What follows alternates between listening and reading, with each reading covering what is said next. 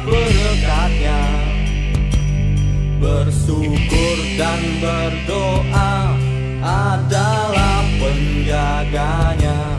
Positif dan terbuka, itulah sikapnya. Bersama TDA, bersama menebar rahmat. Hidup adalah langkah perjuangan, hidup tentunya penuh pengorbanan. Namun semua bukanlah halangan, mari jadikan sebagai tantangan. TDA, tangan di atas, lebih mulia dari tangan di bawah. TDA, take double action, lebih baik dari 1000 bahasa.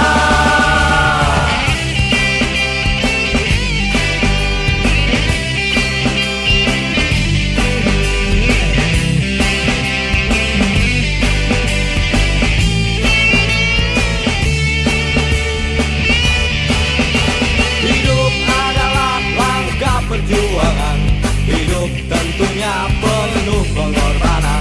Namun semua bukanlah halangan, mari jadikan sebagai tantangan. TDA, tangan di atas, lebih mulia dari tangan di bawah. TDA, take double action, lebih baik dari 1000 bahasa. TDA, tangan di atas, lebih mulia dari tangan di bawah. TDA, take double action, lebih baik dari 1000 bahasa. TDA, tangan di atas, lebih mulia dari tangan di bawah. TDA, take double action, lebih baik dari 1000 bahasa. Take double action.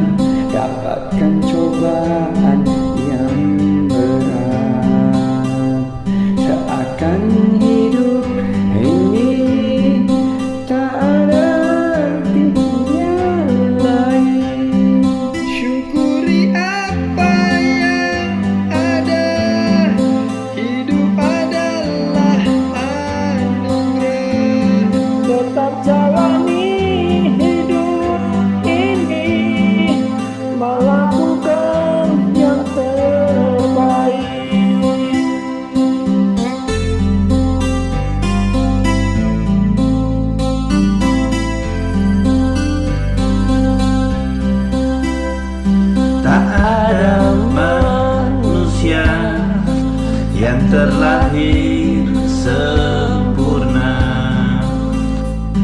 Jangan kau sesali segala yang telah terjadi. Syukuri apa yang ada, hidup adalah anugerah. Tetap jalani hidup ini, melakukan yang terbaik. Tuhan pasti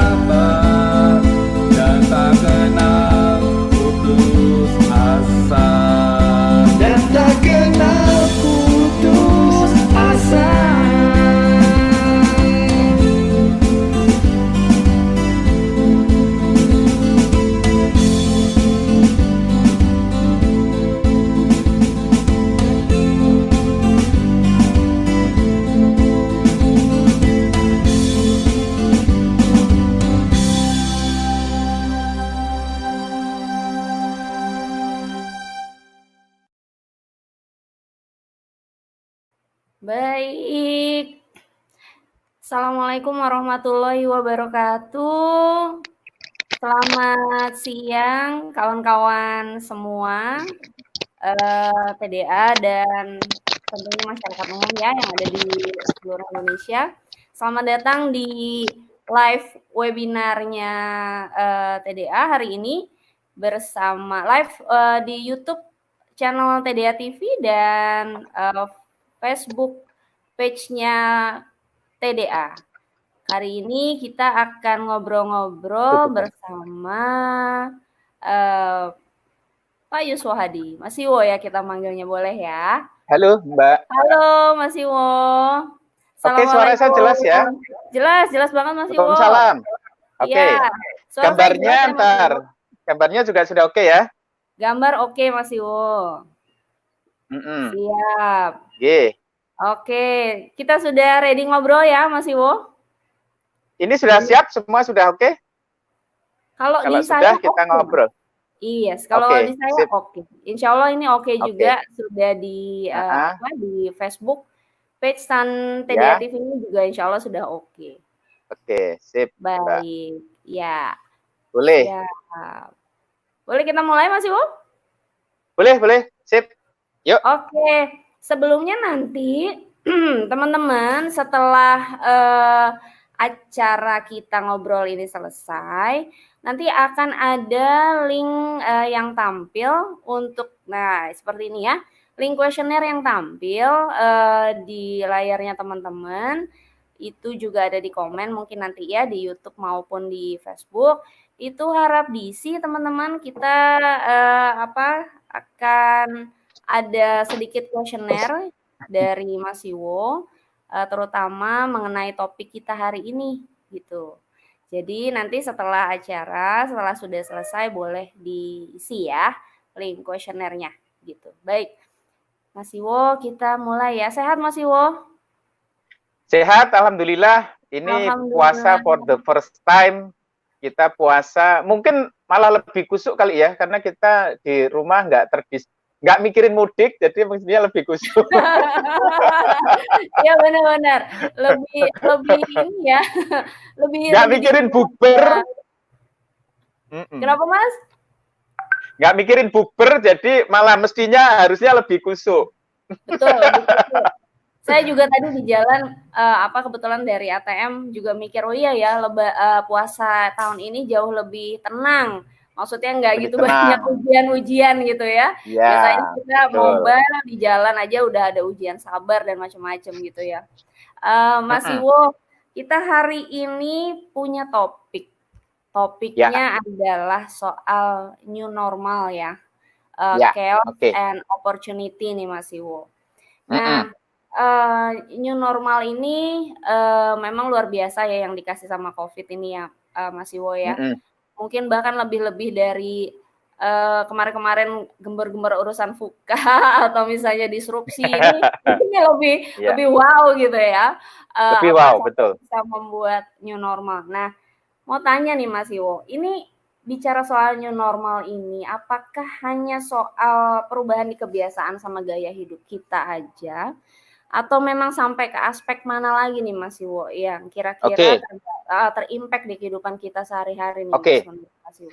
Oke, teman-teman mungkin sebelumnya agar kita pemahamannya sama ya.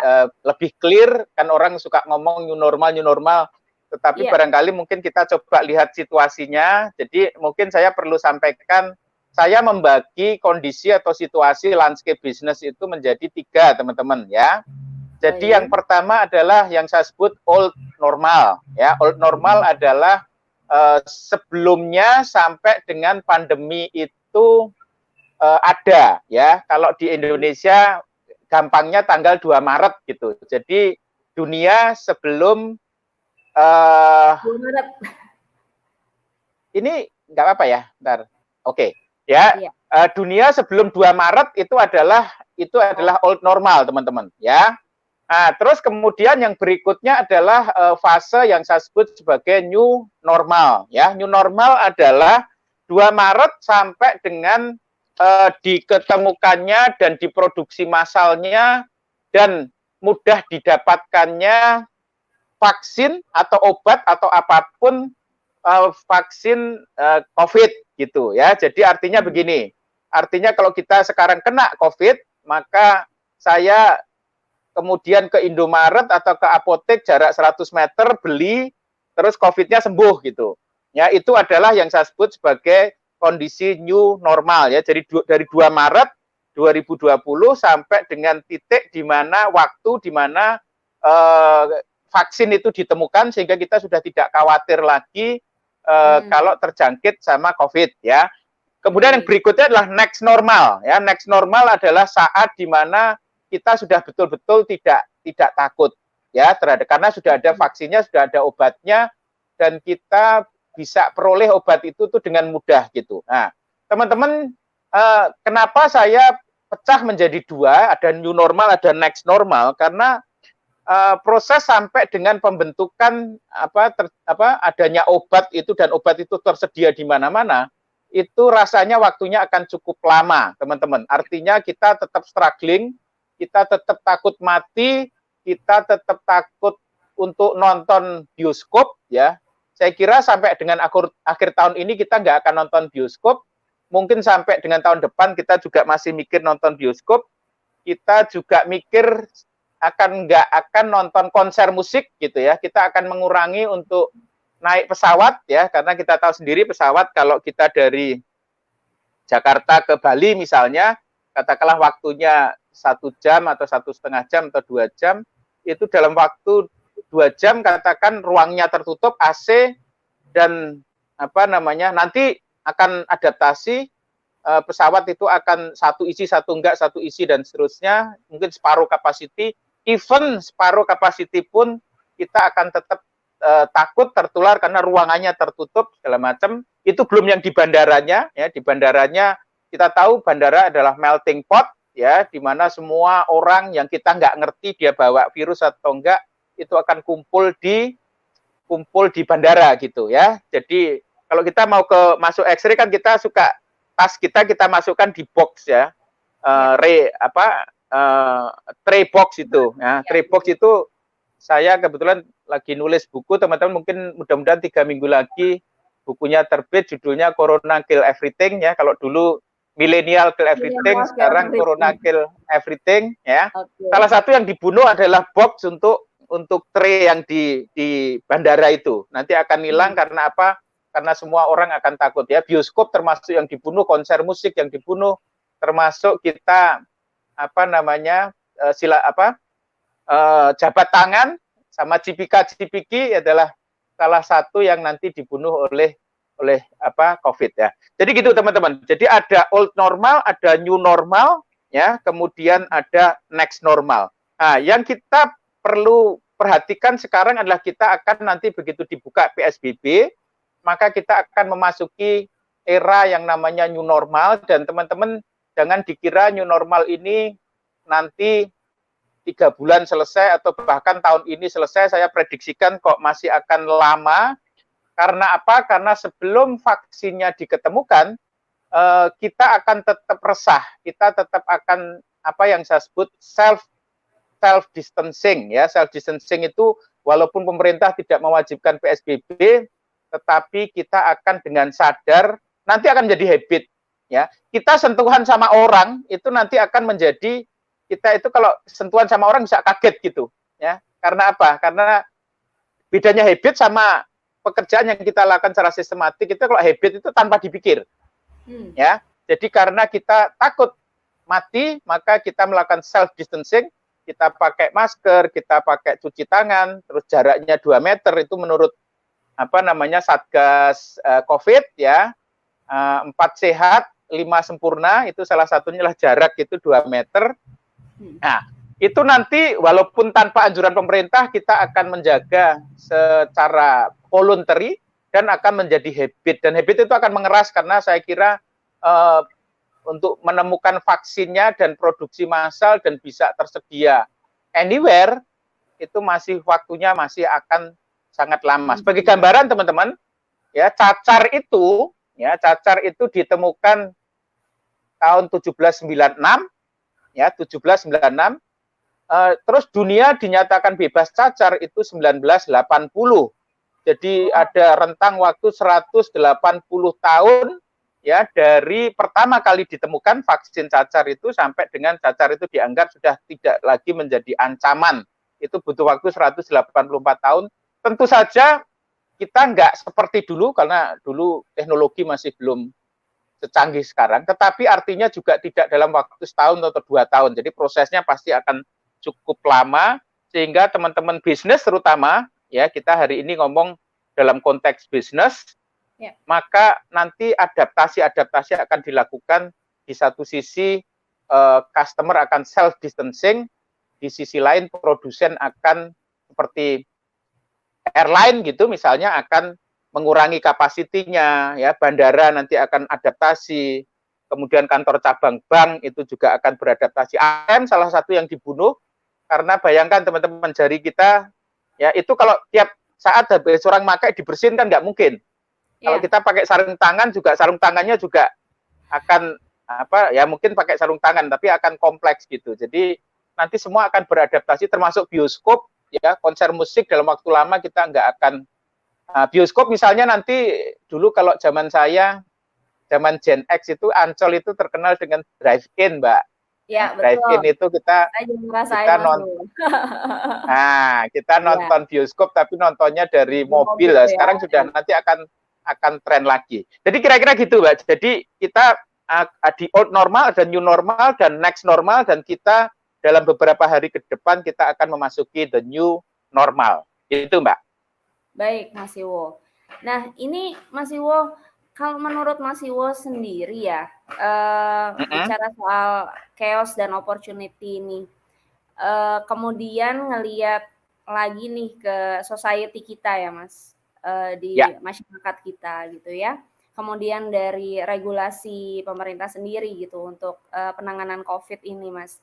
Kalau bicara soal chaos dan opportunity ini terutama untuk kawan-kawan UKM kita ini, Mas, apa yang bisa kita lakukan atau apa yang bisa kita antisipasi nih ke depannya supaya kita bisa lebih ready dan mungkin langsung ambil action gitu untuk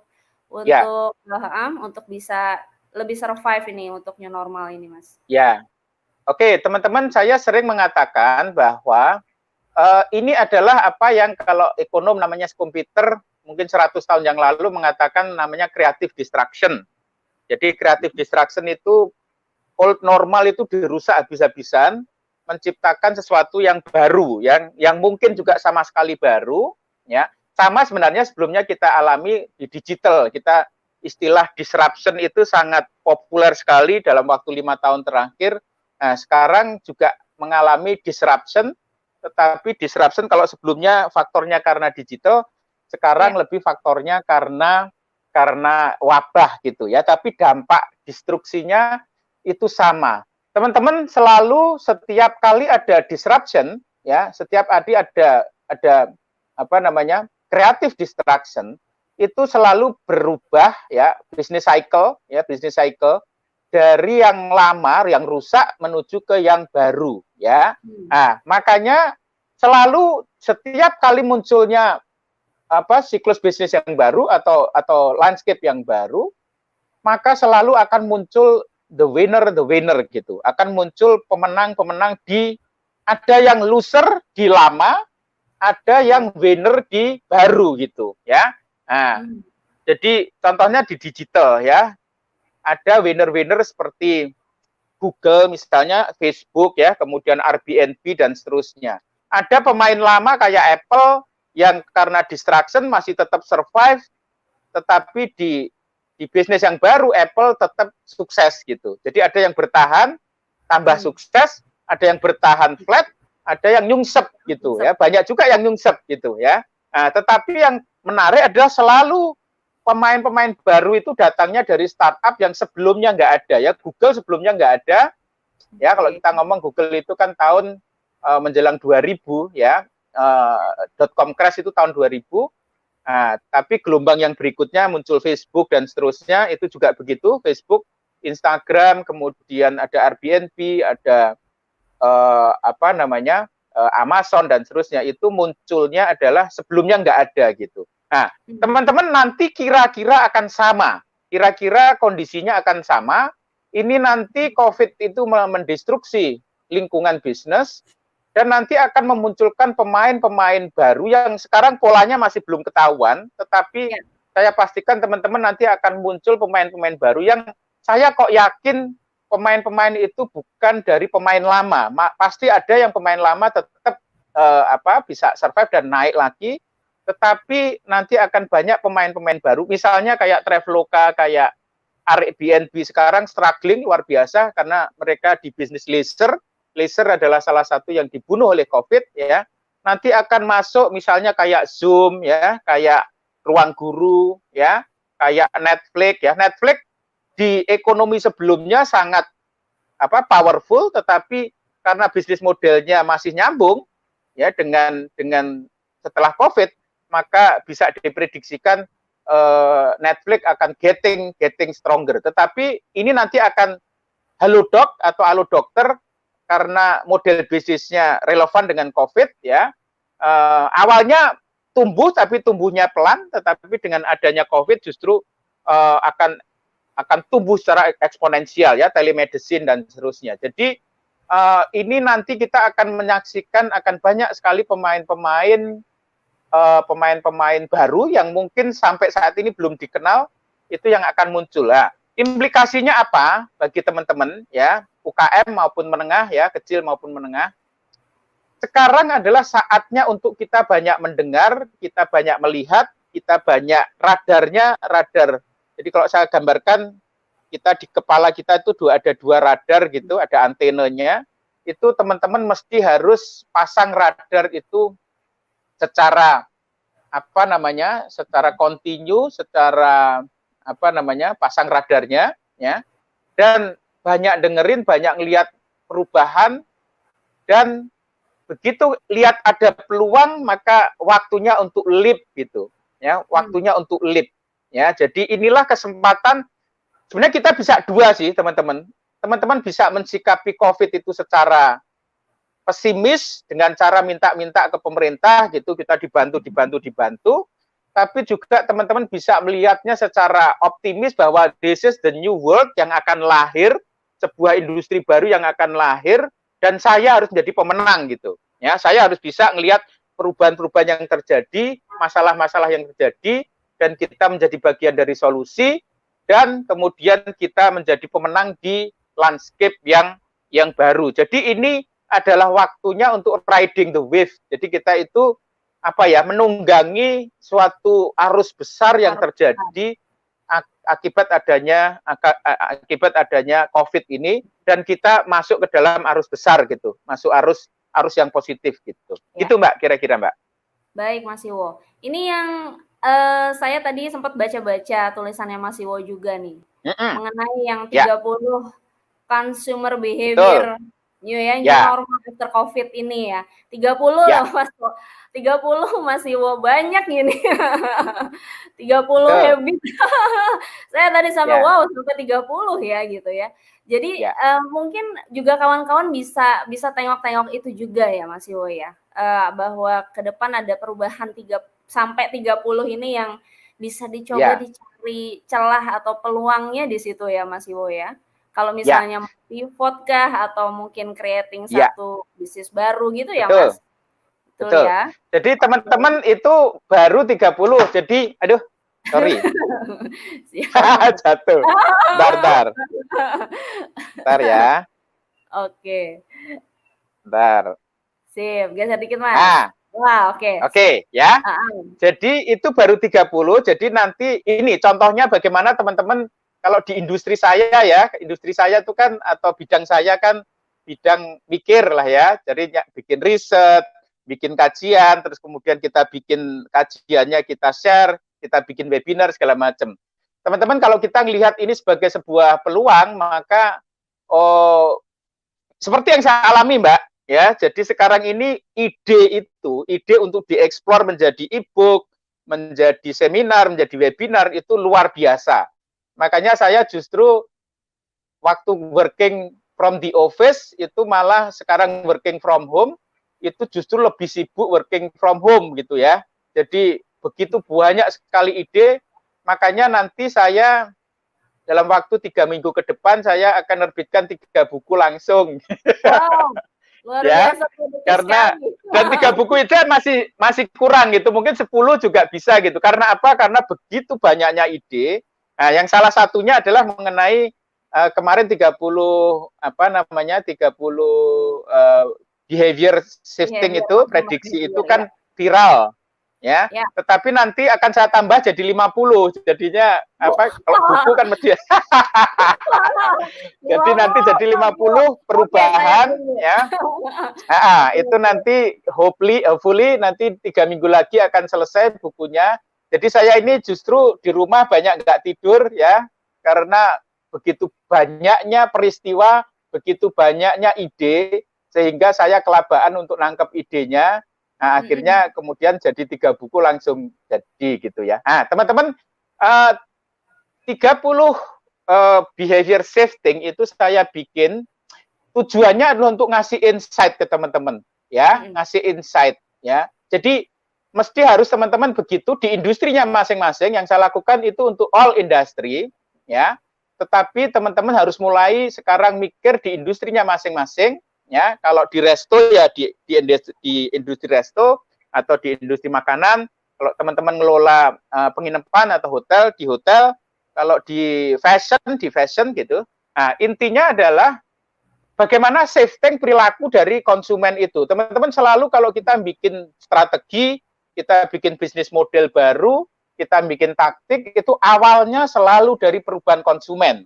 Ya, jadi kalau teman-teman bikin strategi ngawur tanpa ada dasar dari perubahan konsumen, pasti keliru gitu ya. Makanya the first yang teman-teman harus lakukan adalah mengamati sebanyak mungkin perubahan yang terjadi di industri masing-masing, dan kemudian dari situ teman-teman merumuskan model bisnis baru, strategi baru ya, atau bahkan bisnis baru yang muncul dari adanya perubahan konsumen. Nah, saya munculkan ada 30 itu Mbak ya. Mungkin kalau boleh saya ringkes ya, biar teman-teman nanti, karena ini sudah viral, jadi saya kira teman-teman kayaknya udah pada dapat. Nah, sebenarnya bisa ke Yusuf kalau sudah itu ya Mas. Nanti kalau sudah dapat, mungkin nanti habis ini kita diskusi untuk industrinya masing-masing, tetapi mungkin secara garis besar 30 itu kalau saya bagi menjadi 4 teman-teman ya. Jadi 4 mega shift, saya nyebutnya adalah 4 mega shift dari perubahan konsumen akibat adanya COVID ya. Itu ada 4. Yang pertama adalah apa yang saya sebut sebagai stay at home lifestyle ya. Jadi kita working, living sama playing ya. Working itu artinya adalah kita kerja di rumah. Kita living itu artinya kita ngurusi rumah tangga, ya, ngurusi suami, ngurusin istri, ngurusin anak, termasuk parenting, itu living. Kemudian playing adalah kita bermain itu gaming, kita nonton sinetron, ya, kita nonton konser, kita nonton bioskop, itu masuk di playing. Nah, muncul yang namanya stay at home lifestyle, ya, jadi kalau sebelumnya kita nonton di bioskop, sekarang kita nontonnya Netflix gitu atau HBO di rumah semua, karena nggak bisa ke luar rumah ya. Jadi intinya kalau mega shift yang pertama itu adalah mengenai stay at home lifestyle, working, living sama playing. Yang kedua adalah tren ke arah, saya menyebutnya back to the bottom of the pyramid ya. Jadi artinya adalah kita, teman-teman mungkin kalau sesekali ngikutin saya atau blog saya yuswahdi.com pasti ngerti, kira-kira 3 tahun yang lalu saya viral juga ya. Saya mengatakan this is the era of leisure economy ya. Tapi dengan adanya COVID sekarang saya mengatakan this is the end of atau the death of leisure economy ya. Kenapa? Karena kita nggak bisa ke Bali, ya. Dulu kan saya bilang leisure economy itu kita nggak beli barang, ya, kita nggak beli mobil, nggak beli rumah, ya, mengurangi lah ya. Tetapi kita duitnya kita tabung untuk apa? Untuk liburan. Jadi semua orang itu liburan, ya, pokoknya leisure begitu, ya. Tetapi sekarang karena kita nggak bisa kemana-mana, maka liburannya hanya home entertainment gitu. Jadi arahnya adalah di rumah gitu ya. Nah, teman-teman, kita itu dengan adanya COVID, kita itu menjadi balik lagi kayak hidup di zaman purbakala. Kita hidup di gua, ya, gua modern itu rumah kita, ya, dan nggak kemana-mana, dan butuhnya back to the bottom of the pyramid. Saya mengacu kepada apa namanya piramidanya Maslow, mungkin teman-teman tahu, ya, piramidanya Maslow itu dari sandang, pangan, papan yang paling basic, dan nyawa, ya, nyawa. Dan yang paling penting juga wifi, jangan lupa, karena kalau kita nggak ada wifi, kita kalau wifi nggak lancar, Mas. Nah, kita langsung mati gaya, ya. Jadi itu, terus kemudian masuk ke belonging, masuk ke self esteem, dan masuk ke self actualization yang paling atas. Teman-teman, di era leisure ekonomi, kebutuhan kita banyak di puncak, di Maslow, ya, self aktualisasi diri, esteem. Makanya Instagram itu menjadi happening sebelum COVID, ya, karena kita pengen eksis, maka kemudian esteem kita, maka kita di puncak, ya, di puncak piramida Maslow. Tetapi dengan adanya COVID, kita tuh back to the bottom, ya, yang paling bottom, yang paling foundation adalah kita selamat nyawanya gitu, ya, karena dengan adanya COVID, tiba-tiba nyawa kita itu di ujung tanduk. Jadi makanya ini tercermin dari surveinya McKinsey, surveinya Nielsen, surveinya Kantar, dan seterusnya. Sekarang yang dicari customer itu nggak jauh dari sandang, pangan, papan, wifi, dan nyawa. Ya, artinya redoxon itu laku keras karena kemudian kita, atau vitamin C itu laku keras karena kita nggak boleh sakit. Ya, kita mesti harus bisa menangkal hal-hal yang kaitan imun itu menjadi dan makanan, ya, food delivery segala macam, ya. Nah, mobil, sepatu, baju nggak penting sekarang, ya. Kadang-kadang saya ini baju-baju yang kita mungkin agak mahalan yang kita pakai untuk pesta, untuk ke kantor kan perlu jaim gitu. Sekarang jadi nggak penting, ya. Tiap hari mungkin teman-teman kalau saya lihat di kamera kan kayaknya keren gini, tapi bawah ini celana pendek loh, ini celana kolor loh. Ya kelihatan kan? Nah, jadi nggak penting, ya. Jadi celana kolor itu menjadi yang terpenting sekarang, ya. Celana yang mahal-mahal itu menjadi nggak penting gitu, ya. Nah, gitu. Nah, itu yang kedua, teman-teman. Kenapa? Daster sekarang hype. Nah, daster, ya, nggak jauh dari celana kolor sama daster, ya. Jadi nanti kalau kita lagi di Zoom, ya kita agak bagusan dikit lah, ya. Nah, gitu. Itu yang kedua, teman-teman. Jadi back to the bottom of the pyramid, kita balik ke jadi manusia gua, kebutuhan kita menjadi kebutuhan yang dasar, dan kebutuhan yang advance di puncak piramida Maslow itu menjadi nggak relevan sekarang. Terus yang ketiga, megashift yang ketiga adalah go virtual, teman-teman, ya. Karena kita kerja secara virtual, kita belajar secara virtual, kemudian kita belanja juga secara virtual, ya. Bahkan kita halal bihalal pun nanti, ya, seminggu lagi pun dengan virtual. Iya, ya. Jadi semuanya betul, ya. Jadi kita ceramah, ya, agama segala macam secara virtual. Jadi perkembangannya itu adalah trennya adalah tren besarnya adalah kita going virtual. Terakhir, megashift yang keempat adalah terbentuknya empathic society. Teman-teman, nanti bukan sebentar lagi, sekarang sudah kejadian, ya, pengangguran akan banyak, bisnis yang kolaps akan banyak, ya, orang yang susah akan makin banyak. Nah, ciri orang Indonesia adalah tolong menolong, ya, kita ini gotong royong dan seterusnya. Makanya donasi, kemudian lazis, ya, zakat, sedekah segala macam, kepedulian dan empati itu akan menjadi warna, ya. Makanya kalau jualan, saya mengatakan jualan sekarang tidak boleh lagi hard sell, nanti takutnya dibully, ya, di masa susah gini hard sell lagi, ya. Makanya mesti jualannya mesti harus dikemas dengan nuansa empati, jadi ada nolongnya, ya.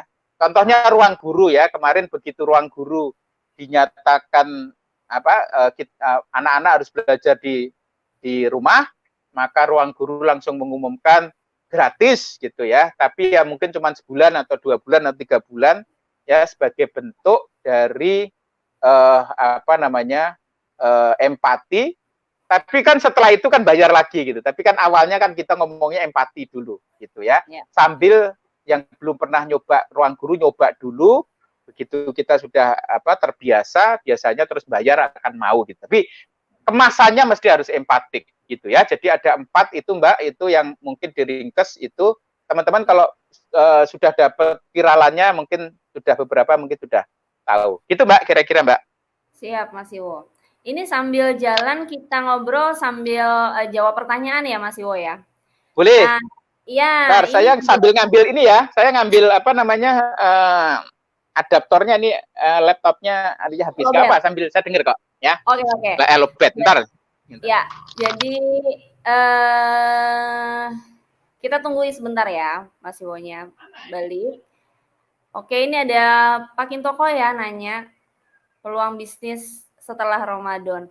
Kawan-kawan yang mau bertanya atau ada pertanyaan untuk Mas Iwo, silakan langsung aja di komen gitu ya. Nanti akan ditampilkan di layar. Nanti akan saya sampaikan ke Mas Iwo langsung pertanyaannya apa gitu. Oke, kita sambil nunggu Mas Iwo. Nah, ini. Jadi pertanyaannya Mas, ini adalah soal peluang bisnis setelah Ramadan nih Mas. Setelah Lebaran tahun ini ya. Oke. Semuanya lebarannya di rumah kan gitu ya Mas ya. Daya beli masyarakat nih Mas terutama setelah lebaran ini bagaimana nih Mas? Oke. Teman-teman saya pas ini karena jatuh lagi Mas. Ini enaknya komunitas gini, kalau keliru-keliru nggak apa-apa gitu ya. Kalau saya ngomong di perusahaan keliru-keliru langsung dikomplain. Tapi kalau sama TDA teman sendiri keliru-keliru dikit nggak apa-apa kan? Santuy Mas sama TDA mah. Oke. Enaknya kalau sama teman-teman TDA gitu ya, pengertian ya. Benar. Oke, teman-teman, saya hari Kamis, kebetulan hari Kamis itu 2 hari lagi, ya besok Rebo, Kamis jam 2. Saya kan rutin tiap minggu saya bikin webinar bahas mengenai update terbaru. Saya survei. Jadi makanya tiap minggu tuh saya selalu itu kan biasanya hari Senin, tetapi karena ini mendekat Lebaran jadinya hari Kamis besok ya, lusa ini ya. Nah, itu temanya mengenai Lebaran marketing ya, atau Lebaran digital marketing ya.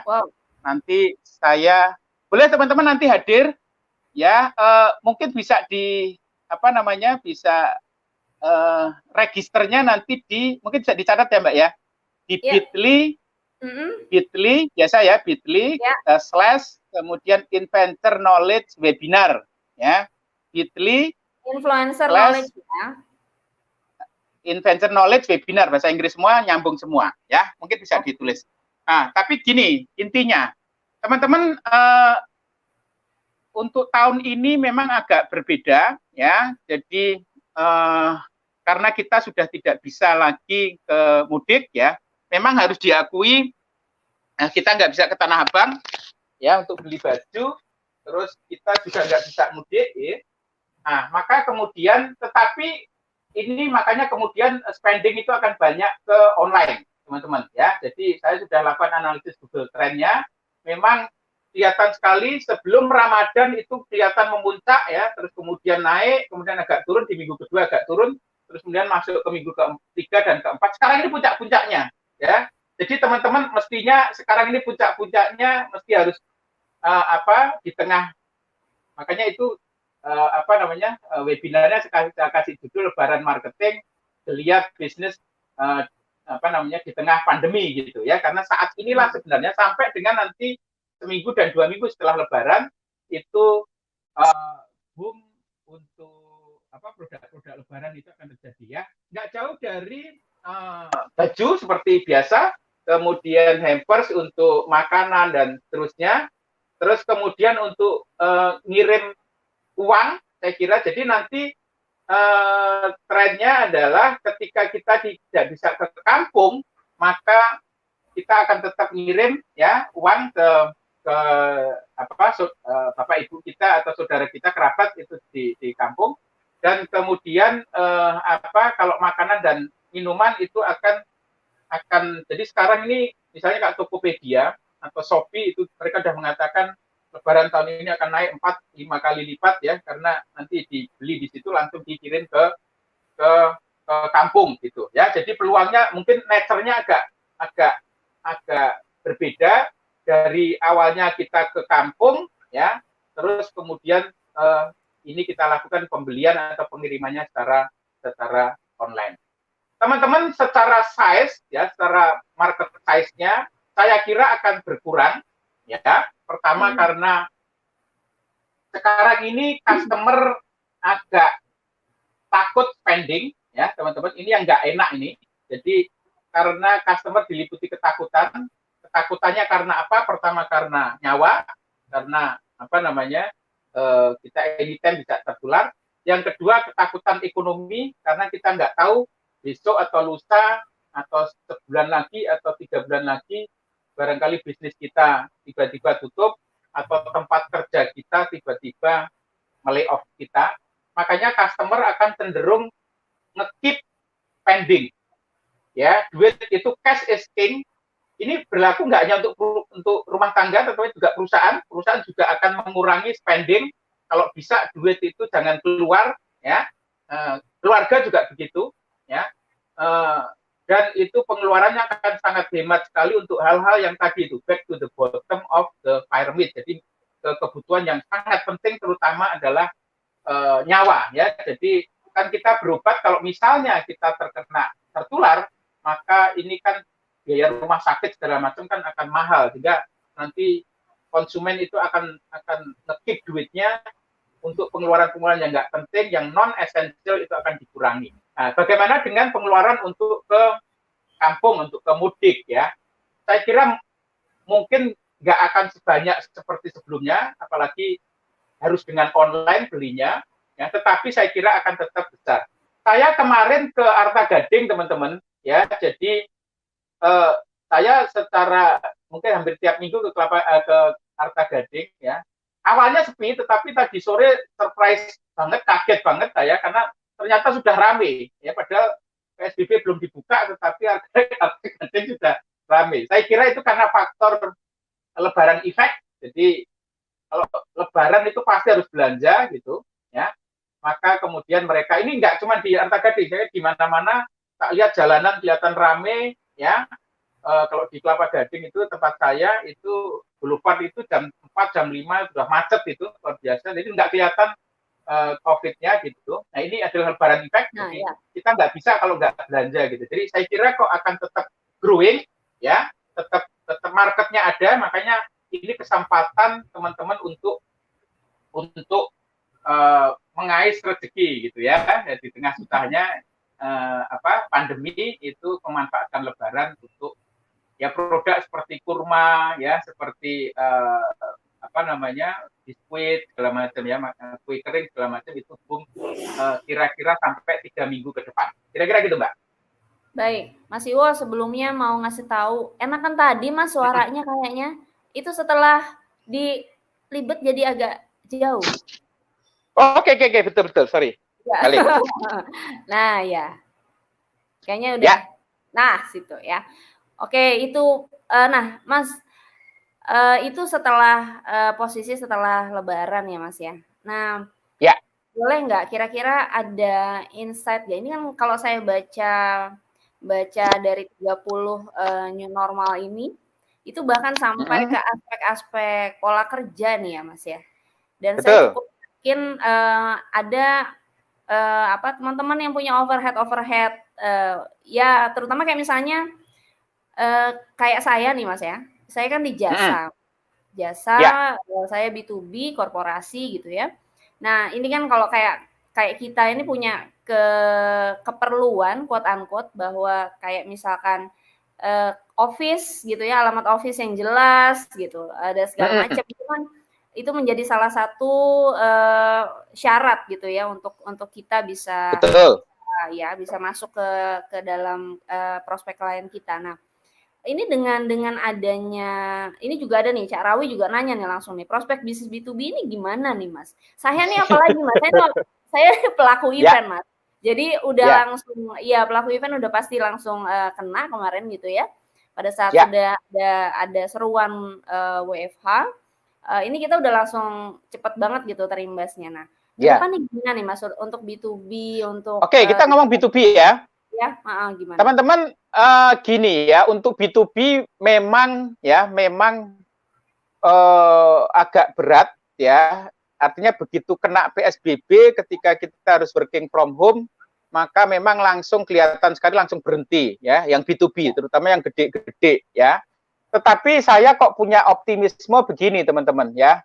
Jadi setelah beberapa hari ini saya lihat di jalanan, ya, lihat di situasinya segala macam, terus kemudian Pak Jokowi ya dari sisi pemerintah juga kayaknya sudah ngasih sinyal bahwa ini, Pak Jokowi kan bilang bahwa ini kayaknya era di mana kita mulai bersahabat gitu, berdamai, bersahabat ya? dengan berdamai dengan virus itu harus kita terima. Ya itu menurut saya sinyal bahwa ini rasa Pak Jokowi itu melihat dua, kesehatan dan ekonomi gitu. Ya, jadi kesehatan tuh artinya kalau di Cina memang bagus, utamakan kesehatan dulu. Begitu kesehatan sudah selamat ya, dengan korban kira-kira 3.000 4.000, sekarang sudah minimal, maka kita mikirin ekonomi gitu ya. Indonesia ini agak gojek-gajek teman-teman, agak tengah-tengah karena kita nggak punya sikap yang clear gitu. Jadi kesehatan juga enggak, ekonomi juga enggak ya. Akhirnya saya prediksikan adalah dan tambah lagi teman-teman, orang Indonesia paling tidak disiplin ya, paling tidak disiplin ya. Sehingga walaupun dilarang itu tetap apa namanya melanggar ya. Jadi walaupun kita tidak boleh ke kedai kopi ya, tetap kopi ya, tidak Mas? boleh dine in, tetapi masih banyak juga termasuk saya. Ngaku ya, Mas. Jadi teman-teman saya setiap minggu, karena saya ini Gen X ya, jadi kalau meeting nggak ketemu gitu rasanya nggak. Jadi saya kalau sudah sampai ke brainstorm ya, bikin model, bikin apa konsep itu, kalau sudah sampai ke brainstorm ya, itu kalau pakai Zoom itu nggak bisa terus terang. Makanya saya ngajak teman-teman, ngajak staff itu untuk ketemu di kedai kopi ya. Awalnya ya udah berjalan sebulanan ini, awalnya cuman nggak ada orang. Jadi saya sama satu orang ya, tapi tetap social distancing ya, staff saya itu cuma 2 orang ya. Tapi minggu berikutnya jadi 4 orang, ada lagi orang lain ngikut saya gitu. Nah, terus terakhir kemarin tak lihat udah rame itu, makanya terus kemudian ada sidak, terus akhirnya ditutup, disegel. Ya. Dan memang begitu, orang Indonesia begitu. Jadi suka ngelanggar dikit-dikit, begitu dikit satu kok enggak, terus nambah 2 enggak, 3, akhirnya jadi 10 dan akhirnya jadi 100 gitu ya. Jadi teman-teman, saya sih ngelihatnya begini ya. Jadi ini nanti kalau misalnya benar setelah Lebaran ya, katakanlah Juni atau Juli dibuka, maka saya lihat untuk B2B ini akan comeback lagi gitu ya. Nah, memang kalau kita ngomong kesehatan ini agak berat ya. Jadi yang terjadi adalah ini kasusnya naik nanti agak flat atau turun sedikit karena ekonomi sudah nggak kuat teman-teman. Jadi kita ini kalau mau lewat Juni ya, mungkin kita masih punya tabungan sekarang, tetapi nambah 2 bulan lagi, 3 bulan lagi udah nggak ada tabungan ya perusahaan ini, maka yang terjadi ya sudah kita bisa tutup gitu. Ya, jadi mungkin nanti ada yang nekat gitu, walaupun ada larangan ya tetap nekat karena udah nggak bisa beroperasi gitu ya. Jadi tabungan kita kan terbatas. Tabungan setahun, kalau bisa setahun itu kalau nggak Indofood atau yang Astra yang banyak duit mungkin nggak akan bisa. Kalau UKM nggak usah ngomong 3 bulan lah ya, sebulan aja udah tabungan sudah habis semua ya untuk bayar karyawan ya, bayar overhead ya. Jadi yang terjadi saya kira nanti ini begitu dibuka PSBB, maka ini yang agak menyedihkan ya, di Indonesia ini korban mati puluhan, ratusan itu kena gempa bumi, kena ada kecelakaan segala macam, kecelakaan bis 50 mati gitu. Itu sekarang muncul detik gitu, besok udah lupa gitu.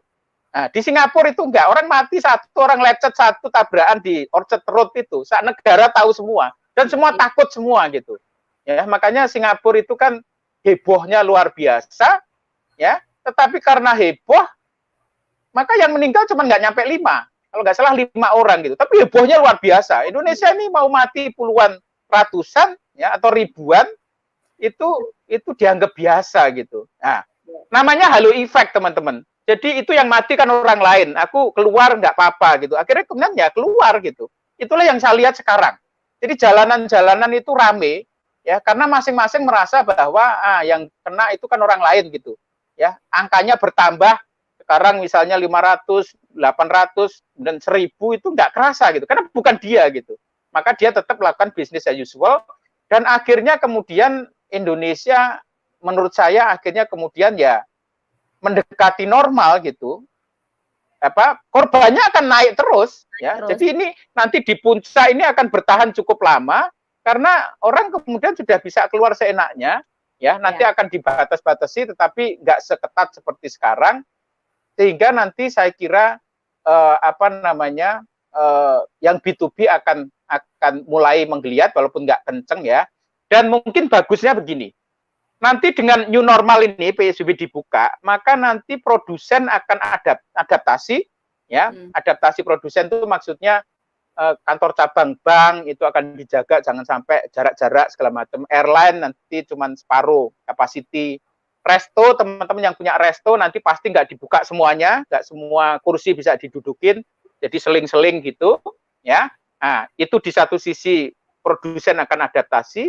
Dari sisi konsumen juga akan semakin tadi habit of contactless tadi itu. Jadi konsumen juga semakin adaptasi sehingga resiko akan menjadi bisa di manage gitu. Nah, dan ketika orang Indonesia banyak melanggar, mungkin blessing in disguise-nya ekonominya akan bisa jalan gitu ya. Ini selalu begitu antara kesehatan atau kematian dengan ekonomi gitu. Itu trade off gitu. Ya. Kalau ekonominya jalan, kesehatannya dikorbankan. Kalau kesehatannya diutamakan, ekonominya dianukan. Nah, Indonesia saya kira nanti di new normal dua-duanya, karena ini saya kira juga bisnis sudah nggak kuat lagi. Kalau mau ditambah 3 bulan lagi gitu udah nggak kuat lagi. Akhirnya nanti saling membatasi, ya konsumen akan membatasi diri self distancing, produsen juga begitu, sehingga new normalnya betul kata Pak Jokowi, kita akan hidup berdampingan ya bersahabat dengan COVID dengan segala risikonya. Saya kira begitu.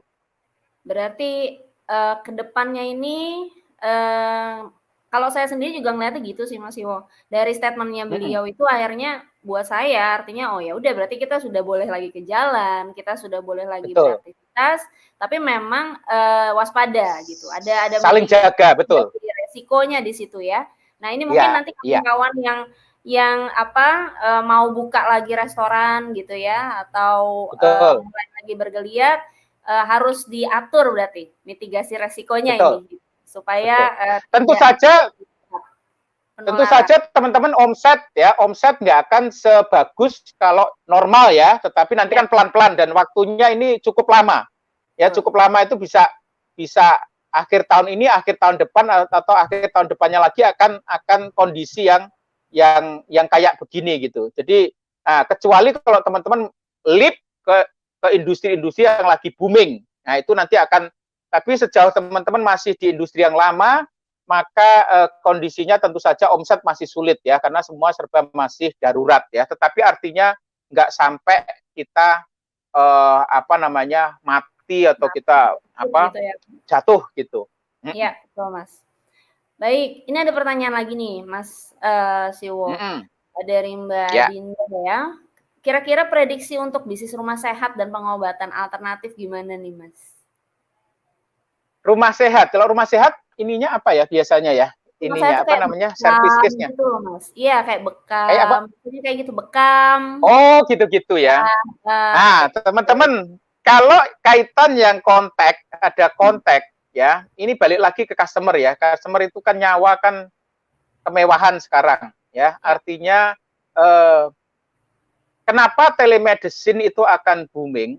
Karena tenaga kesehatan dan dokter adalah kelompok masyarakat yang rawan menularkan COVID ya, karena memang para pahlawan di garda depan ini berhadapan setiap saat dengan pasien COVID gitu. Makanya kenapa telemedicine itu akan booming, karena kita nggak kontak langsung dengan dokternya, tetapi melalui jalur virtual gitu ya. Nah, kalau kayak rumah kesehatan yang sifatnya interaksi kontaknya intensif ya, saya kira agak berat di awal-awal ya. Artinya apa? Artinya tadi tren ke arah self distancing itu mengakibatkan konsumen itu akan mengurangi, kalau nggak penting-penting amat ya, itu akan mengurangi hal-hal yang sifatnya kontak intensif ya.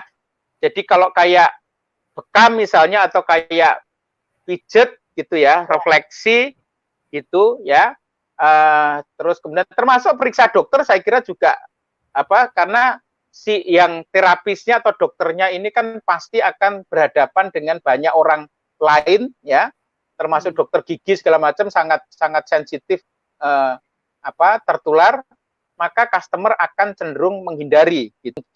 Itu ada 5 ya yang dibunuh oleh bisnis produk dan industri yang dibunuh oleh COVID ya. Nah, 5 aspek itu adalah corona itu kill contact. Pertama, kill contact. Contact itu artinya persentuhan. Yang kedua, corona itu kill crowd.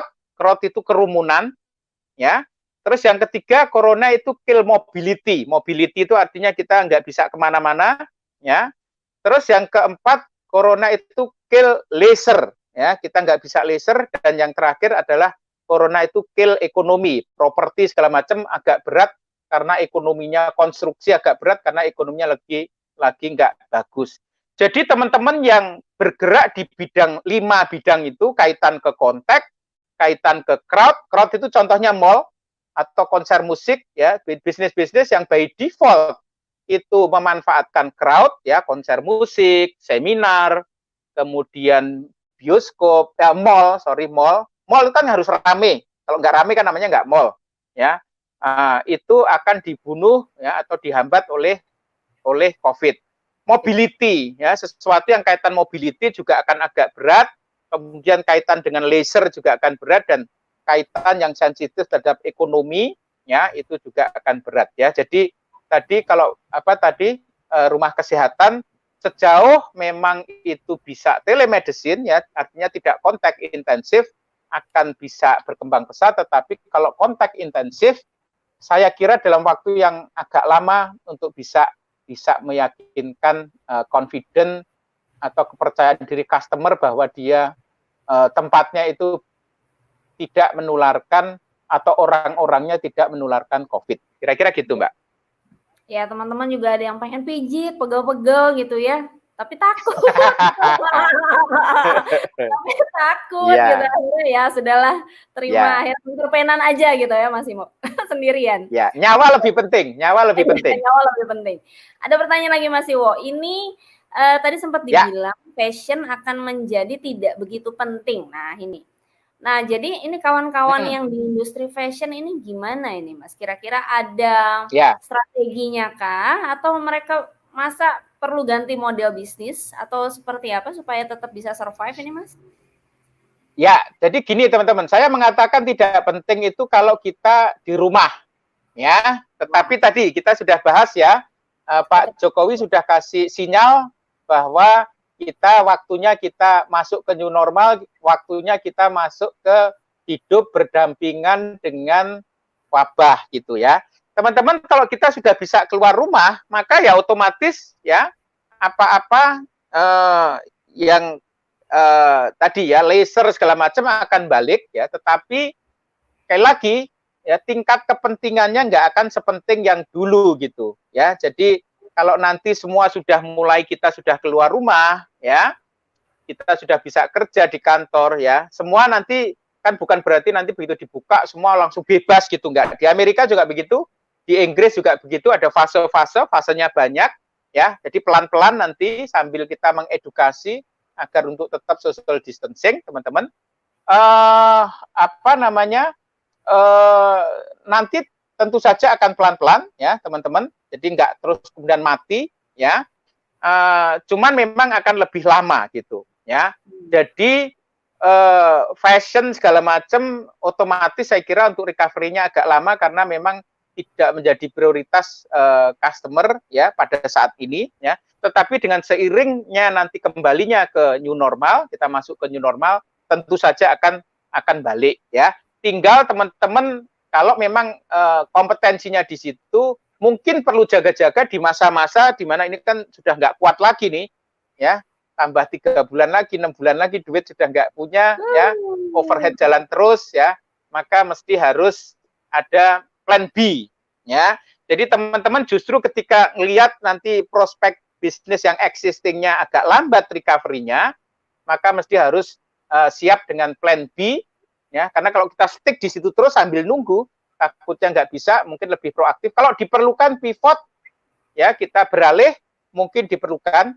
Teman-teman, kalau kita di UKM, kita di industri kecil dan menengah, kita ini yang paling cepat terkena karena nggak banyak punya duit, tetapi paling cepat win back ya. Kenapa? Karena kita ini agile ya, kita ini gampang. Pivot itu kita gampang. Bayangkan teman-teman kalau misalnya teman-teman punya Toyota gitu ya, Astra gitu, pabriknya sudah, overhead-nya sudah, pegawainya ribuan, pabriknya itu nilainya triliunan, mau pivot, kira-kira susah nggak? Wah, susahnya minta ampun. Tetapi kalau kita UKM kan sudah biasa ya, awalnya jadi konsultan sosial media gitu, terus besok rubah jadi jualan nasi goreng gitu ya, besok jualan soto, besoknya lagi bikin apa itu gampang. Makanya UKM saya kok yakin ya lebih agile, lebih lincah ya, karena overhead-nya nggak begitu gede, kita pindah-pindah bisa demikian mudah ya. Jadi bersyukurlah teman-teman. Jadi kalau orang Jawa bilang kita ini harus selalu untung gitu ya. Ya, jadi harus selalu riang gembira dan mikirnya selalu untung ya. Walaupun kita kecil nggak punya duit, tetapi kita punya kemewahan, lebih lincah, pindah-pindah ya, dibanding yang gede ya. Sekarang yang gede yang kayak Indofood, yang pabriknya apa gede-gede kayak begitu, overhead-nya bayar karyawan ya itu apa ribuan. Nah itu kalau mau pivot ya susah gitu. Tapi kalau kita, kalau UKM saya kira akan lebih mudah, makanya harus lincah teman-teman dan agile, cepat ya, lihat membaca situasi dan kemudian respon ya. Jadi teman-teman kalau bisnisnya agak sulit recovery, artinya butuh waktu yang lama, dan kita sudah predik bahwa dalam waktu yang lama itu kita sudah nggak kuat cash flow-nya, maka mesti harus siap dengan plan B ya. Plan B itu artinya bisnis yang lain yang mungkin kita nggak strong juga, tetapi untuk just bertahan hidup mungkin kita terpaksa kita lakukan ya, karena kalau kita nunggu terus ya, dan ini kita tahu lama, takutnya nanti kita nggak kuat lagi gitu ya. Jangan sampai, saya sih anjurkan teman-teman kalau bisa sih jangan sampai layoff karyawan ya. Jadi mesti harus mikir keras, harus jungkir balik ya. Kalau bisa jangan, mungkin ngurangi gaji masih oke, tapi kalau bisa jangan sampai layoff karyawan. Ya ini bayar THR ini berat juga ini ya. Kalau masih mampu ya bayar THR, tapi kalau UKM saya kira kok agak berat untuk bayar THR gitu ya. Tapi ya pemerintah itu nekat aja, pokoknya harus, kalau enggak nanti harus dicicil, harus dibayar tahun depan dan seterusnya ya. Itu dari sisi mereka ya, tapi dari sisi kita terus terang berat ya. Gitu, Pak. Ya, iya Mas. Itu kayak misalnya tadi pertanyaannya Mbak, siapa tadi, aku minta maaf udah skip. Termasuk kayak misalnya kita melihat fashion, ya mungkin sekarang yang lagi dibutuhin apa juga kita bisa jualan itu ya Mas ya. Masih di fashion juga kan, kayak tadi Mas Iwa bilang kolor, daster gitu loh Mas. Ya.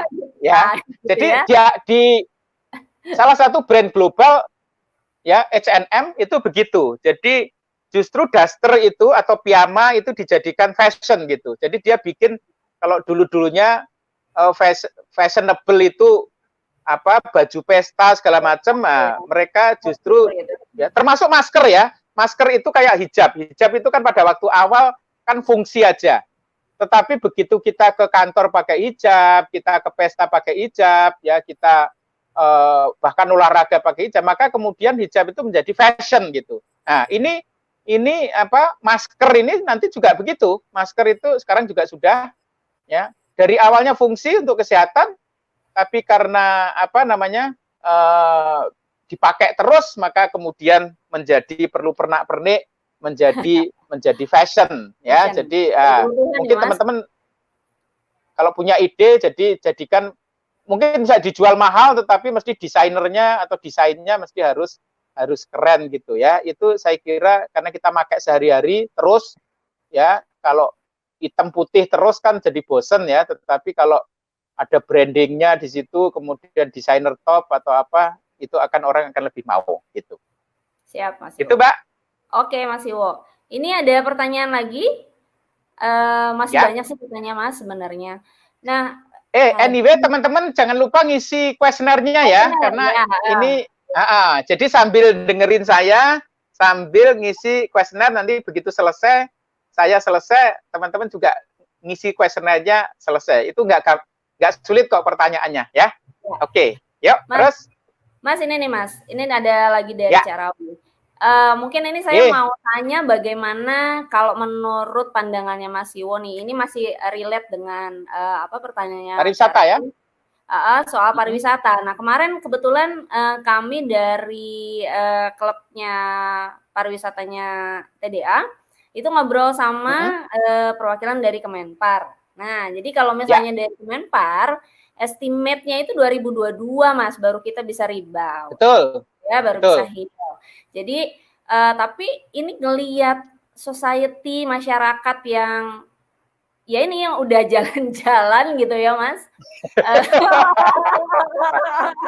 Udah jalan-jalan gini, apakah iya sampai 2022 juga kah gitu? Atau mungkin bisa lebih cepat ya, harapannya sih bisa lebih cepat ya, tapi tentunya dengan mitigasi gitu. Ya, kalau menurut pandangan Mas Iwo gimana nih? Ya, teman-teman, awalnya saya juga mikir begitu, tetapi kita ini kan yang di grassroots gitu ya, saya selalu ngamati muter-muter segala macam. Saya lihat skenario-nya begini. Jadi ini apa ya, saya nggak tahu ini tren bagus atau tren jelek ya. Jadi orang Indonesia itu ini kayak filosofi kata direbus ya. Kata direbus itu konon ya, walaupun ini nggak benar ya. Kata itu kalau direbus ya pelan-pelan ya, suhunya dinaikkan itu dia sampai mateng nggak kerasa dia ya. Jadi ini kejadian di Indonesia yang saya kira nggak terjadi di Singapura, nggak terjadi di negara-negara maju di Eropa gitu ya, negara yang civilized gitu ya. Nah, Indonesia ini sudah dilarang aja ngelanggar gitu, dan ngelanggarnya itu bagus, ngelanggarnya itu dikit-dikit ya, tetapi dikit-dikit kayak kata direbus gitu. Konsisten, nanti ujungnya kan banyak. Konsisten gitu. Nanti ujungnya kan banyak gitu. Iya. Ini yang namanya filosofi kata direbus ini saya kira akan terjadi di banyak sektor industri termasuk pariwisata. Jadi nanti pertama akan coba-coba gitu ya. Ini secara ekonomi bagus, tetapi secara kesehatan mungkin secara ekonomi juga nggak bagus. Karena apa?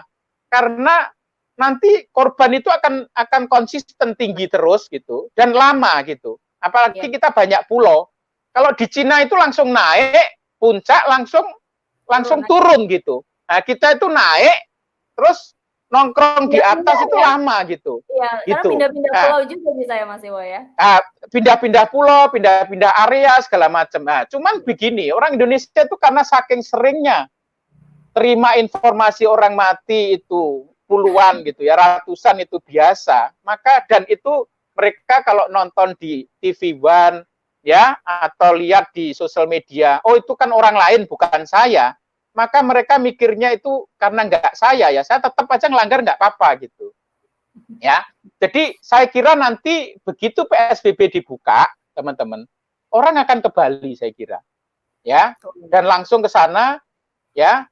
Dan kemudian nanti korbannya akan ya yang terinfeksi akan naik dan atau di atas konstan dalam waktu lama, tetapi ya kita nggak peduli gitu ya. Nah, tinggal nanti pemerintah itu disiplin nggak gitu ya, kayak sekarang di Kelapa Gading itu begitu orang banyak curi-curi ngelanggar dikit-dikit akhirnya banyak. Nah, kemudian rahasia dan kemarin banyak ya warung-warung, toko-toko kena segel karena kena sanksi pemerintah itu. Nah, takutnya pemerintah nggak tegas ya, sehingga kemudian cepat sekali orang keluar dan menjadi normal. Nah, otomatis kalau banyak orang keluar, otomatis ya secara kesehatan nggak bagus, artinya akan terinfeksi akan banyak, yang meninggal akan banyak ya. Tetapi itu sekali lagi, takutnya orang Indonesia sudah terbiasa dengan informasi kematian orang banyak sehingga dianggap biasa juga, tapi orang lebih memikirkan ekonominya jalan gitu. Saya takutnya gitu ya. Jadi saya kira sih nggak akan selama seperti prediksi banyak lembaga ya. Saya kira di tourism ya. Jadi nanti starting dari ya Bali ya, kita contoh misalnya Bali. Bali itu nanti yang ngedrive Bali untuk bangkit kembali pertama adalah turis domestik, teman-teman. Kalau tourism internasional, karena nanti semua negara, ya, including Australia, apalagi Cina, karena yang terbesar sekarang adalah Cina ke Bali itu, itu akan dibatasi, ya, travel ban, karena di Indonesia dianggap tidak disiplin, ya, penularannya tinggi, ya, sehingga negara-negara itu akan melarang warga negaranya ke Bali. Maka backbone-nya Bali adalah turis domestik, ya. Terus teman-teman kita ke Bali saya kira bukan pakai pesawat ya, apalagi kalau pesawatnya Garuda dan Lion-nya segala macam nggak tertib protokol COVID-nya, kita akan takut ya. Nanti kalau ada berita satu aja orang naik Lion atau naik Garuda terus kemudian tertular, maka itu akan viral dan orang jadi takut naik pesawat gitu ya.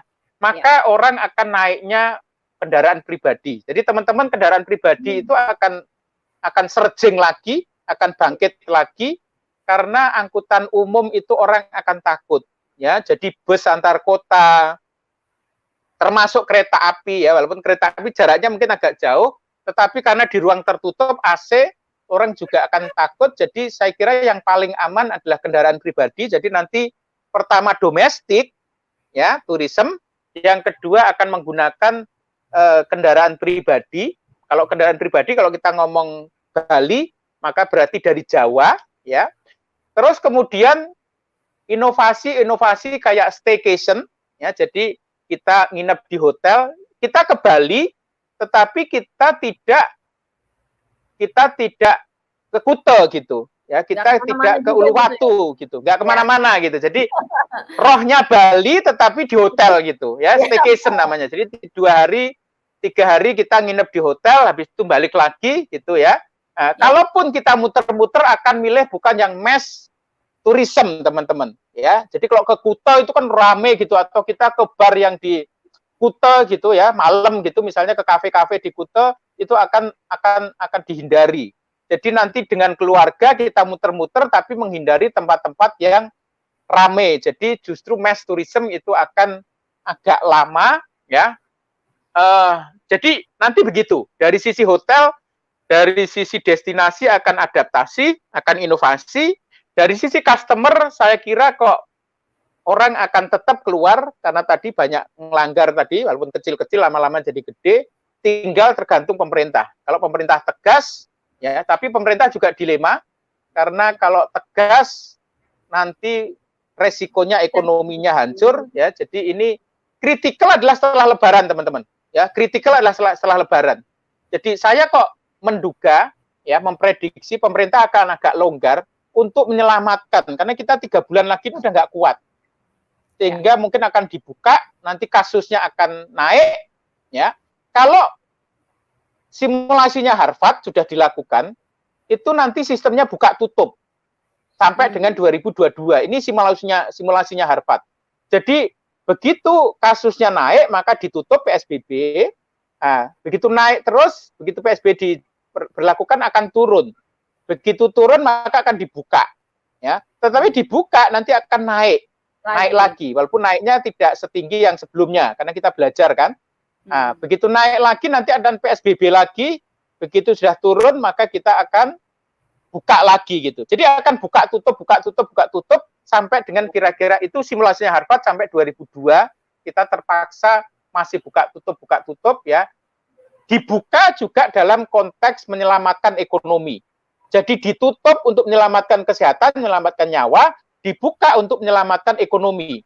Jadi dua kepentingan ini nanti akan diselaraskan. Karena kalau kita terlalu kesehatan, terlalu nyawa, ekonominya hancur juga nggak bisa, ya.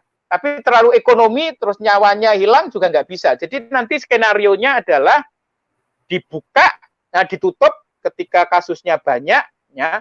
Tetapi kemudian kita kasusnya turun, ya, sekaligus dipakai momentum untuk menyelamatkan ekonomi, maka kemudian dibuka, ya, dibuka, kasusnya naik lagi, ditutup begitu, buka tutup sampai dengan kira-kira 2022, kira-kira gitu, Mbak. Oke, siap. Nih kalau misalnya masih banyak, ini nakes-nakes kita ini loh Mas Iwo, wah luar biasa ini, ya. Lelah sekali. Oke Mas, ini mungkin pertanyaan terakhir karena Mas Iwo ada Mas Rosian ya, jam 5 ya. Mas lama nggak Iwo, ketemu Mas Rosian nih. Ya, Pak Rosihan nih, prospek bisnis lokal sama market lokal dalam kabupaten. Oke. Ini menarik ya. Saya mungkin perlu menjadi inisiatif bagi teman-teman TDA karena survei mengatakan semuanya, ya, survei mengatakan ya, apakah terutama Nielsen, ya, McKinsey, BCG, semua meramalkan bahwa lokalitas itu akan win back gitu. Jadi bisnis lokal itu akan kembali, teman. Kenapa? Karena dengan adanya pandemi ini, jadi nanti saya luncurkan buku saya, Corona Kill Everything, itu salah satu yang dibunuh adalah pertama globalisasi, yang kedua adalah international trade. Ya, jadi teman-teman otomotif, kemudian farmasi, consumer elektronik, itu sekarang hancur, ya, itu bukan hanya karena customer spending, karena orang nggak beli mobil, nggak beli motor, ya, tetapi juga dari sisi supply, teman-teman. Ya, dari sisi supply itu artinya misalnya farmasi itu 90% bahan bakunya dari India, dari Cina gitu. Begitu di sana mampet, maka pabrik-pabrik obat di sini juga mampet gitu. Otomotif itu semua spare part itu adanya di Cina. Maka begitu Cinanya lockdown, begitu pabriknya berhenti, maka otomotif seluruh dunia itu menjadi sengsara gitu. Nah, makanya sekarang semua pemain di dunia sekarang sudah mulai mikir bahwa vendor itu tidak boleh terkonsentrasi di satu wilayah. Kan sebenarnya disatukan di Cina tujuannya apa? Skala ekonomi akan jadi efisien gitu. Tapi trennya ke depan itu vendor itu akan semakin terdistribut dan semakin melokal gitu. Jadi vendor-vendor itu akan semakin untuk mengamankan rantai nilai, jadi rantai pasok, supply chain itu, ya. Sekarang global value chain itu mengerikan sekarang. Jadi awalnya itu diintegrasi seluruh dunia, ya, tapi kemudian dengan adanya pandemi justru semakin jadi terdistribute gitu. Makanya ramalannya Nielsen, saya awalnya agak kaget apa hubungannya brand lokal atau kelokalan dengan pandemi. Tapi setelah saya analisis, saya lihat, saya telusuri, memang betul. Jadi sekarang justru dengan adanya COVID ini, ya, globalisasi itu tertutup jadinya. Negara-negara akan semakin nasionalistik, semakin selfish, semakin ngurusi negaranya masing-masing. Ya, Amerika curiga sama Cina, Cina curiga sama Amerika, dan Indonesia juga akan mikirin kita sendiri. Termasuk dari sisi ketahanan pangan segala macam. Nanti kalau bisa semua itu sumbernya dari kita, gitu. Tidak disupport nggak tergantung dari luar negeri gitu. Ya, itu artinya apa, teman-teman? Ini adalah kebangkitan dari brand lokal. Ya, ini yang ngomong bukan saya, yang ngomong Nielsen.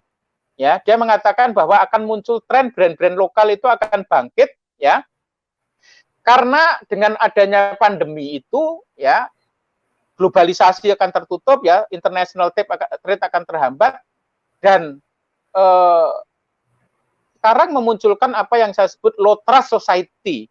Low trust society. Artinya kita ini semakin nggak percaya, kita ketemu orang yang kita nggak kenal, orang itu bisa setiap saat menularkan virus gitu. Jadi kita selalu curiga gitu. Nah, kaitan ke bisnis, kita akan mencari vendor-vendor yang kita tahu betul, ya, dan kita tahu betul itu adalah lokal. Jadi bukan yang jauh gitu. Semakin jauh, maka semakin kita nggak ngerti bagaimana prosesnya di sana segala macam. Jadi betul prospek kepada brand lokal itu akan akan tinggi. Makanya ini sekaligus kalau bisa teman-teman TDA bikin satu inisiatif ya untuk bagaimana kita itu ini menjadi momentum untuk kebangkitan brand lokal. Saya tahun 2014, 2016, 2017 saya bikin namanya Indonesia Brand Forum ya. Pak Bi juga sangat kenceng, Mas Handoko ya, M-Block juga sama, kita concernnya bagaimana Indonesia itu menjadi tuan rumah di negeri sendiri dalam hal brand. Mestinya brand-brand yang top di Indonesia, mestinya bukan Nike, bukan McD, ya, bukan KFC, tetapi brand-brand lokal.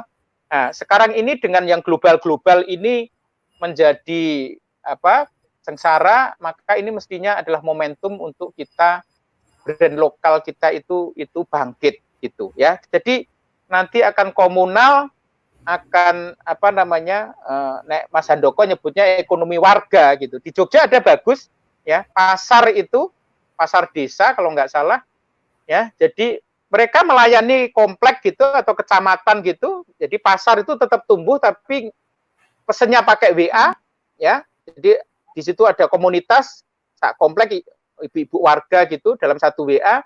Terus kemudian pedagangnya dikirim ya atau datang ke kompleknya, ke customer gitu ya, itu dengan memanfaatkan WA, memanfaatkan Facebook segala macam, itu yang disebut ekonomi warga gitu. Jadi akan membentuk komunal-komunal yang kecil ya, jadi bukan yang global gitu ya. Jadi teman-teman, saya sih mengira pandemi ini akan membunuh 3 hal ya. Pertama globalisasi, kedua industrialisasi, ketiga adalah kapitalisme ya. Kenapa begitu? Industrialisasi. Kenapa industrialisasi? Teman-teman, logika industri itu adalah standar dan global gitu. Makin skala ekonominya makin gede, maka makin bagus. Ya. Kalau Toyota itu beroperasi di seluruh dunia, bikin satu model untuk seluruh dunia, maka harga mobil persatuannya akan murah gitu. Tetapi dengan adanya pandemi, maka tadi trennya akan ke arah ke lokal-lokal tadi, ya, yang standardized itu akan menjadi semakin nggak meaningful lagi ya. Jadi industrialisasi akan semakin nanti ke melokal gitu ya, globalisasi akan tertutup ya, akan semakin banyak nasionalisasi. Terus kemudian juga kapitalisme. Jadi saya sering mengatakan bahwa ini adalah pandemi, inilah peringatan Tuhan kepada kita. Ini mumpung Ramadan ini. Itu adalah kayak kita diingatkan oleh Tuhan bahwa kita ini dalam berbisnis, dalam nyari duit, dalam berkomunitas segala macam, ya nggak beretika segala macam, terlalu banyak dosa gitu. Makanya kita dihukum sekarang ini, ya. Nah, menurut saya kapitalisme itu sudah keterlaluan gitu, ya. Kita terlalu fokus kepada shareholder, kita nggak pernah mikirin mengenai kaum duafa, kita tidak pernah mikirin lingkungan dan seterusnya. Sekarang ini adalah kita diingatkan untuk kita bisa bisnis kita itu prakteknya menjadi lebih benar. Kita tidak hanya shareholder value, tetapi juga mikirin solusi terhadap permasalahan-permasalahan sosial dan yang lain. Nah, itu ya sebenarnya adalah bisnis yang diajarkan Nabi sebenarnya, ya, bahwa bisnis itu not only hanya untuk profit, tetapi juga untuk hal-hal kebaikan ya. Menjadi bisnis harus menjadi rahmatan lil alamin, jadi bermanfaat tidak hanya untuk pemiliknya, tetapi mesti harus bermanfaat untuk umat gitu ya.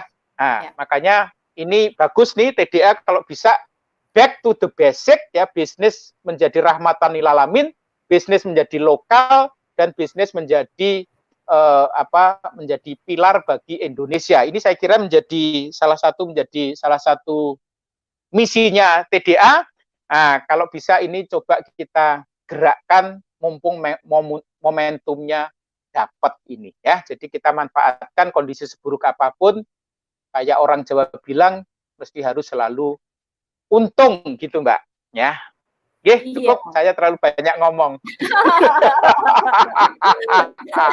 Ini kalau ngobrol emang nggak bisa habis Mas ya kalau soal marketing. Ya, betul. Betul sekali. Ya. Ini karena waktu terbatas dan masih ada agenda lagi nih kebetulan. Jadi memang harus kita mau buka ya.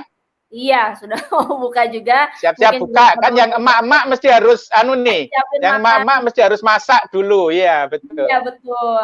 Nah, Mas Iwan mungkin untuk ada closing statement 30 detik Oke. atau 1 Ya. menit saja. Oke. Ya. Ya. Oke, teman-teman, jadi sekali lagi ya. Jadi saya melihat UKM adalah yang paling cepat kena ya, karena kita nggak punya banyak duit ya. Tetapi juga yang paling cepat untuk comeback ya, karena kita punya kreativitas, kita terbiasa jatuh bangun gitu. Jadi kalau cuma jatuh sekarang mah sebelum-sebelumnya udah sering jatuh lah ya. Jadi artinya sudah kenyang jatuh, jadi cuma kena jatuh karena COVID itu udah biasa gitu ya. Jadi artinya teman-teman harus manfaatkan justru kondisi kondisi krisis ini sebagai peluang, harus tetap riang gembira, harus melihat dunia itu lebih cerah ya, jangan lihat dari sisi gelapnya ya. Makanya mesti harus banyak mikir, harus banyak effort, banyak action ya. Coba mabuk-mabuk, ngawur-ngawur nggak apa-apa, tapi yang penting nyoba, jangan cuma dipikir tapi nggak dijalanin ya. Nah, tapi yang penting kita mesti harus struggling ya untuk kita memecahkan persoalan bisnis kita masing-masing ya.